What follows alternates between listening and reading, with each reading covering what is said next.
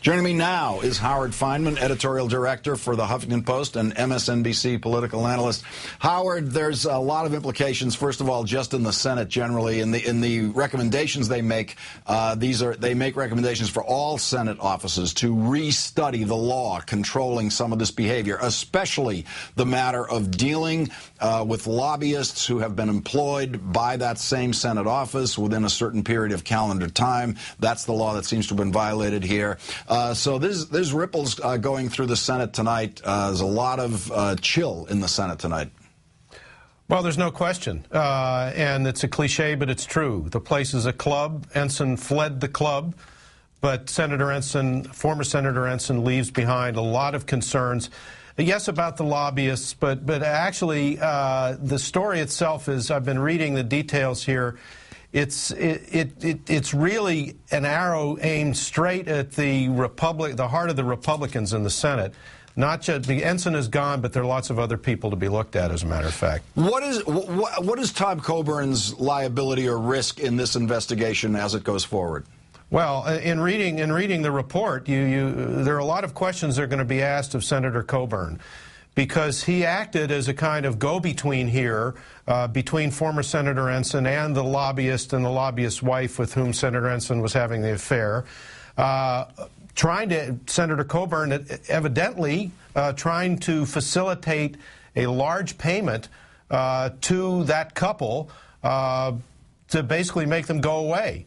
Now, what the legality of that isn't clear. I think there are going to be questions asked about it. Senator Coburn has said he was just trying to help out a friend, a fellow colleague in a Christian ministry that has a home up on Capitol Hill. And I'm sure he had heartfelt good intentions.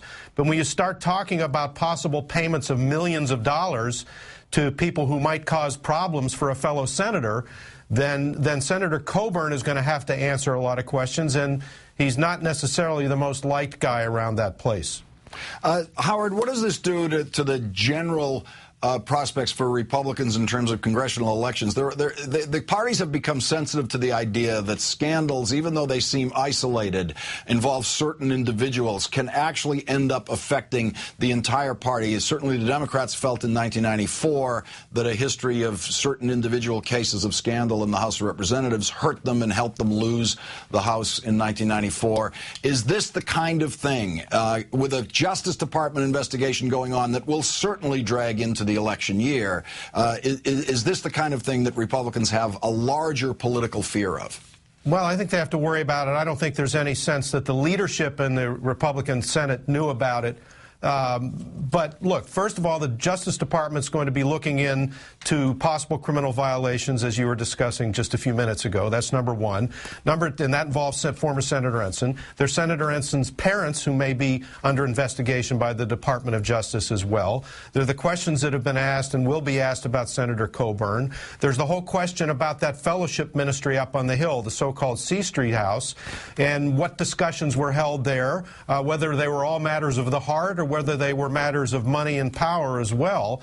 And that really gets sort of to the heart of the party in the Senate. But I really don't think this case is so garish, and as you said, it was so obviously laid on the table. I think it's more personal to those people now still than it is to the whole Republican Senate. But there's no question that this story is going to drag on all the way through Election Day, especially with the Department of Justice on the case. Howard Fineman of the Huffington Post and MSNBC. Thanks for joining me tonight, Howard. Thank you, Lawrence.